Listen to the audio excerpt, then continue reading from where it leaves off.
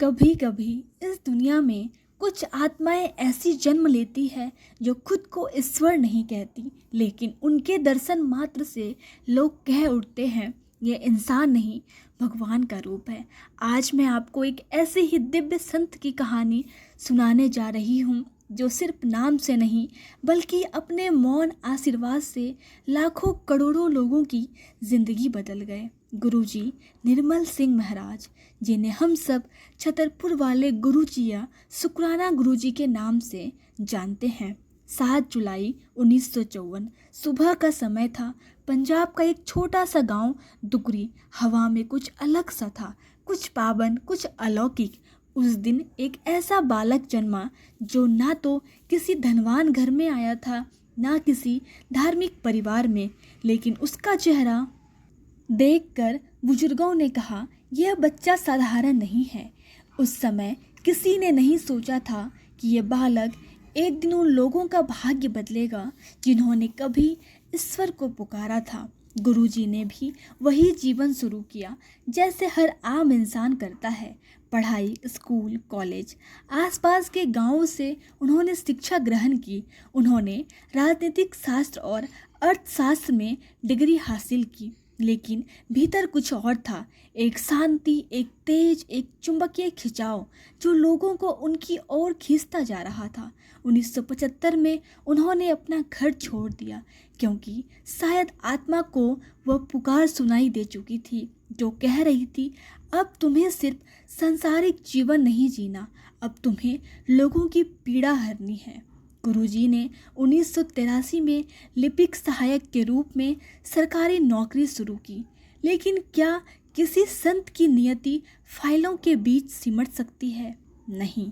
धीरे धीरे उनकी दिव्यता प्रकट होने लगी। बिना बोले, बिना प्रचार के लोग कहने लगे उनकी आंखों में शिवजी की झलक है। गुरुजी ने कोई माइक नहीं पकड़ा, कोई बड़ा मंच नहीं बनाया, बस बैठे रहते थे मौन में, और लोग कहते उनकी मौन मौजूदगी ही हमारा समाधान है। गुरुजी पहले पंजाब में जलंधर, चंडीगढ़, पंचकुला जैसे शहरों में रहे। वहाँ उनके पास लोग आने लगे, डॉक्टर, इंजीनियर, वकील, आम गृहिणी, जवान, बच्चे, हर कोई। किसी को कैंसर था, किसी को कारोबार में घाटा, किसी का घर टूटने की कगार पर था, और बस एक बार गुरुजी से मिलने के बाद मानो जैसे किसी ने उंगली से भाग्य की रेखा बदल दी हो।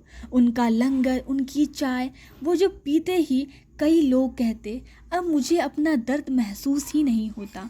दिल्ली का छतरपुर इलाका जहाँ आज बड़ा मंदिर है, वहीं गुरुजी ने अपनी समाधि ली। 31 मई 2007 का दिन। गुरुजी मौन थे, शांत थे, लेकिन उनके भक्त रो रहे थे, तड़प रहे थे।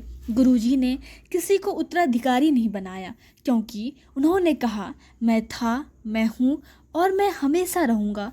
और सचमुच आज भी भक्त कहते हैं वह मंदिर में कदम रखते ही गुरुजी की गुलाब जैसी खुशबू आती है, उनकी उपस्थिति महसूस होती है।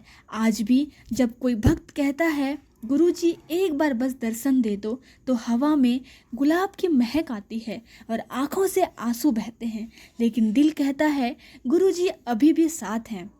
अब मैं आपको सुनाती हूँ गुरुजी के वह 10 वचन जो ना सिर्फ सुनने में पवित्र हैं बल्कि जीवन में उतारने पर भाग्य बदल सकते हैं। गुरुजी के वचन ने कहा था, नंबर 1, मैं था, मैं हूँ और मैं हमेशा रहूँगा, मेरा कोई वारिस नहीं है। नंबर 2, मेरे लिए मेरा परिवार ही संगत है और किसी के पास कोई रूहानी शक्ति नहीं है।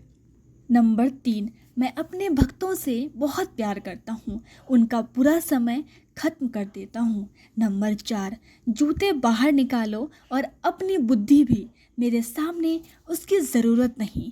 नंबर 5, फ़ोन मत चलाओ वरना तुम्हारा आशीर्वाद उसी को चला जाएगा। नंबर 6, अगर तुम अपनी ज़िंदगी की लगाम मुझे दे दो तो मैं मोक्ष तक लेकर जाऊंगा।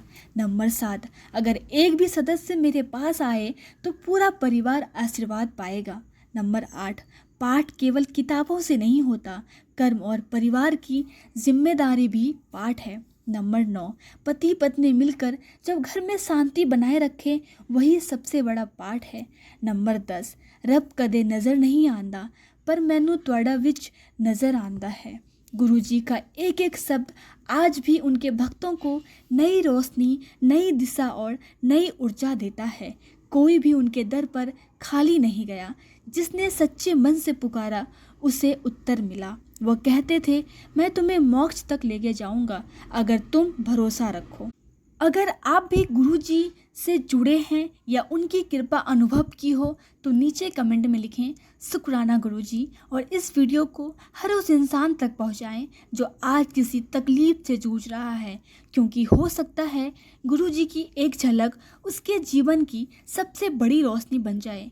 वीडियो पसंद आए तो लाइक करें। ऐसे ही दिव्य अनुभवों के लिए चैनल को सब्सक्राइब करें और शेयर ज़रूर करें, क्योंकि गुरु जी का संदेश हर आत्मा तक पहुंचाना चाहिए।